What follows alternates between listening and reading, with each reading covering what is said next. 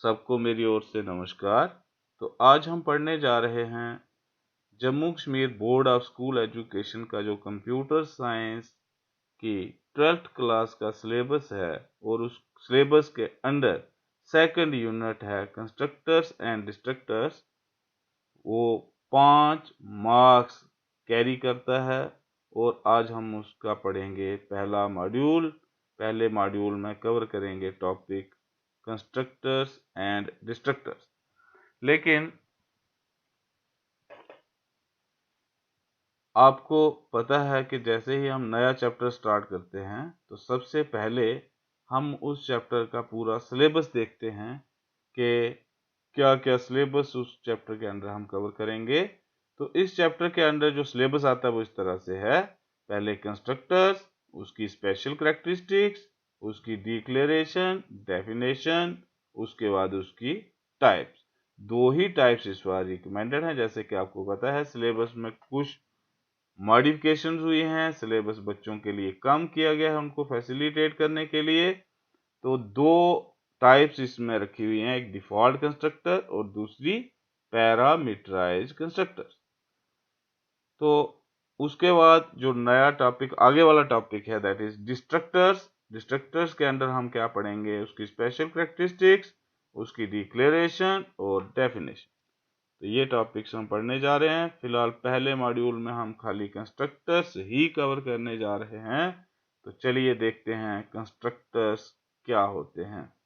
सबसे पहले इसकी इंट्रोडक्शन लेते हैं कि जरूरत क्या पड़ी, what is the need, what was the need, why the constructors are were required. तो बात करते हैं दोबारा से वही ऊप। ऊप तो आपको पता है क्या होती है, what is OOP, object oriented programming या C plus plus. C plus plus आपको पता है पूरी प्रोग्रामिंग की टाइप जो है ऊप उसी पे चलती है। तो इसकी मेन एम क्या थी, to introduce user defined data types. इसमें यूजर डिफाइंड डाटा टाइप्स हों, जैसे class is a user defined data type. हम अपनी मर्जी से डाटा टाइप अपनी रिक्वायरमेंट्स के हिसाब से उसको क्रिएट करते हैं।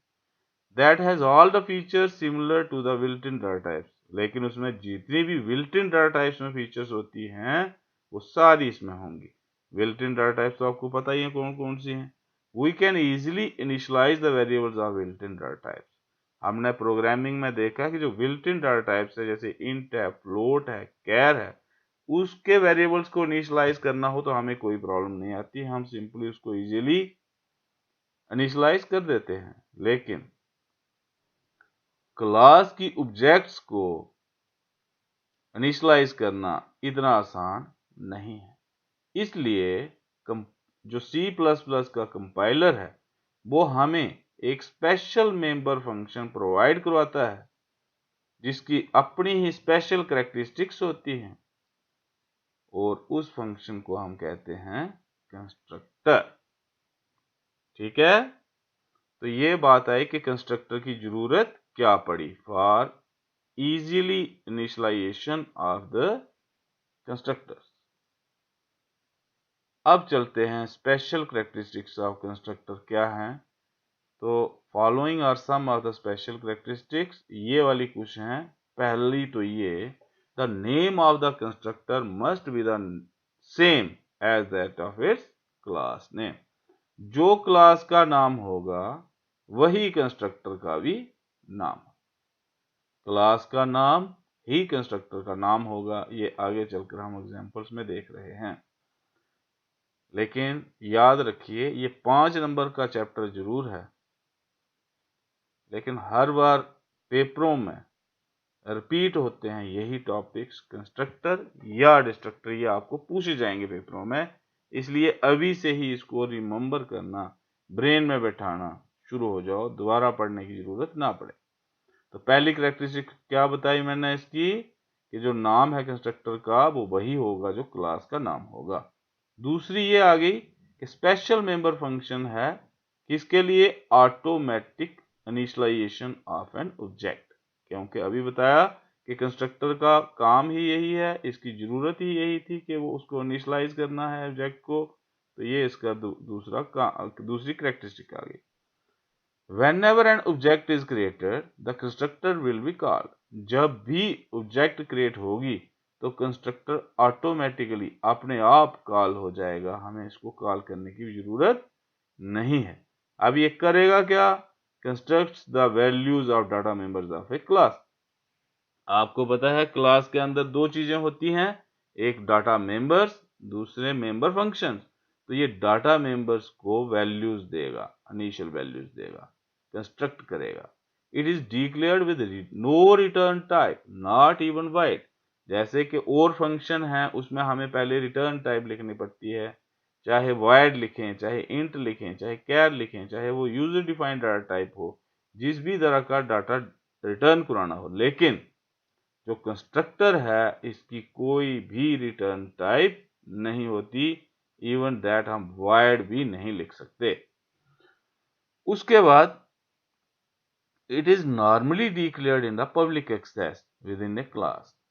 ये पब्लिक एक्सेस में आएगा, यानी कि पब्लिक एरिया जो है, पब्लिक स्पेसिफायर के अंडर जो एरिया आता है उसमें इसको लिखा जाता है।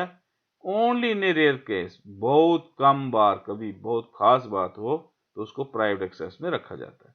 It can be with parameters arguments और विदाउट पैरामीटर्स आर्गुमेंट्स।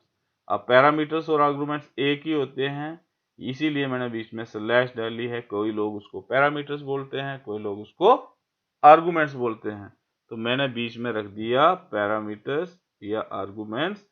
तो जो कंस्ट्रक्टर है वो बगैर पैरामीटर्स के भी हो सकता है और विद पैरामीटर भी हो सकता है। और जो पैरामीटर्स के साथ वाला है वो पैरामीटराइज्ड हो गया, और जो विदाउट पैरामीटर्स है वो डिफॉल्ट हो गया। तो चलिए आगे चलते हैं। Declaration and definition of constructors. Syntax क्या है इसका? क्लास लिखेंगे, यूजर डिफाइंड नेम होगा, ये तो आपको पता है। जब हम क्लास एक डिफाइन करते हैं तो उसका नाम अपनी मर्जी से देते हैं। डाटा मेंबर हो गया, फिर पब्लिक लिखा, फिर यूजर डिफाइंड नेम, ये कंस्ट्रक्टर हो गया, क्योंकि पब्लिक सेक्शन के अंडर आ रहा है और नाम क्या है? जो यूजर डिफाइंड नेम है वही यूजर डिफाइंड नेम यहाँ होगा, क्लास का नाम ही यही होगा, और बाकी वाले मेंबर फंक्शंस बाद में लिखे जाते हैं आमतौर पर। एग्जाम्पल देखते हैं। क्लास हमने ले ली टेबल, उसके अंदर डाटा मेंबर्स ले लिए 1 2 3।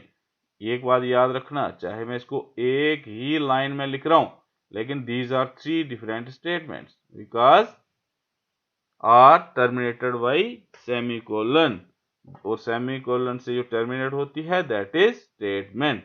खाली मैंने यहाँ पे जगह बचाने के लिए, नहीं तो मुझे नीचे नीचे नीचे आता तो एक सिंगल यहाँ पे विंडो में एक कवर नहीं कर पाता, इसलिए मैंने इसको एक ही लाइन में लिखा है। उसके बाद यहाँ पब्लिक आ गया। पब्लिक के अंदर ये देखो, क्लास का नाम टेबल, तो इसका नाम भी टेबल, और टेबल के बाद यहाँ पे pair of parentheses, it means it is a function what the name of the function is same as the name of the class, so it is constructor name, so it is constructor with no return type, इसकी return type भी कोई नहीं। उसके बाद कर क्या रहा है? initializing the data members of the class। तीन ही डाटा मेंबर थे, तीनों को इनिशियलाइज कर रहा है, इनिशियल वैल्यूज दे रहा है। और फिर यहाँ पे वाइड शो डाटा, ये तो और फंक्शंस जो भी हैं हम उनको डिफाइन और डिक्लेयर कर सकते हैं। उसके बाद क्लास की टर्मिनेशन हो गई। अब हम चलते हैं आगे टाइप्स ऑफ कंस्ट्रक्टर्स पे। अभी आपको बताया कि दो तरह की, यहाँ पे हम दो तरह के कंस्ट्रक्टर्स पढ़ेंगे। पहला आएगा डिफॉल्ट कंस्ट्रक्टर और दूसरा आएगा पैरामीटराइज्ड कंस्ट्रक्टर। ये दो टाइप्स इस बार सिलेबस में हैं। डिफॉल्ट कंस्ट्रक्टर क्या हो गया? कंस्ट्रक्टर विद नो आर्गुमेंट, कोई भी आर्गुमेंट, उसको कोई भी पैरामीटर नहीं पास करेंगे, that is default.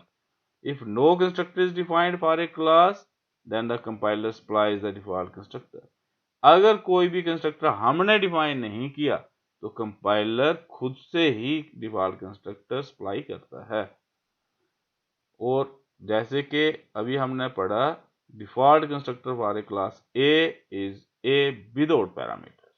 That is, A is the name of the class, that is a constructor, and followed by empty pair of parentheses, that is, it is not accepting, it is not going to accept any parameters or arguments.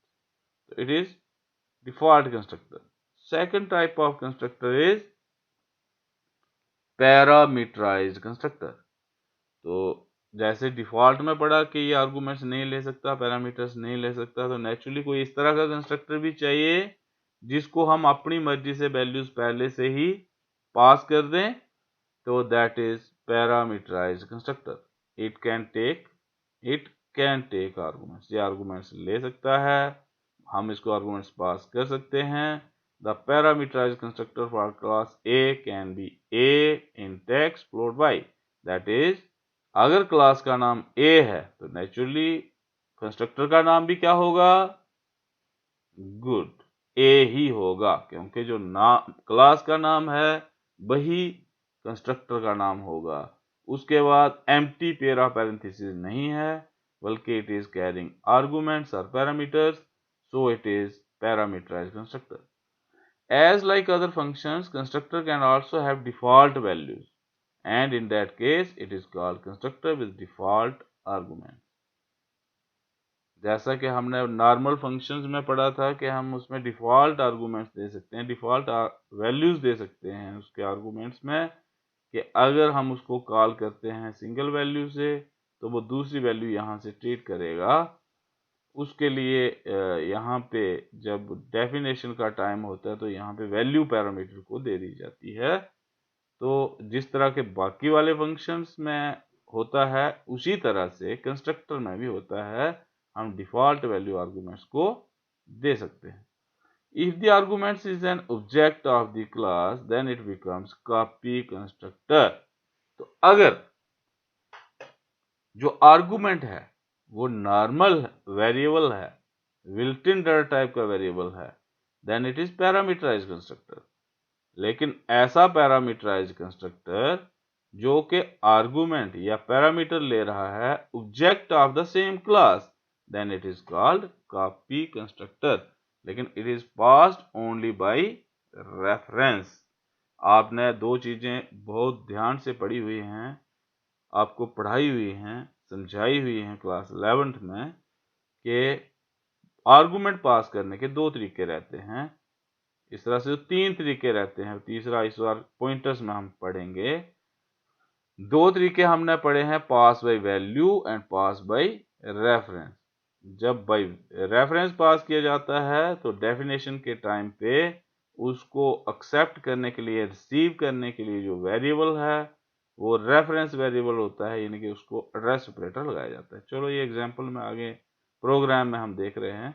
फिलहाल बात चल रही थी इस point की. तो ये point क्या कहता है कि अगर पैरामीटराइज्ड कंस्ट्रक्टर पैरामीटर कैरी करता है object of the same class, तो इसको बोला जाता है कॉपी कंस्ट्रक्टर. यहां से मैं दोबारा पढ़ देता हूं.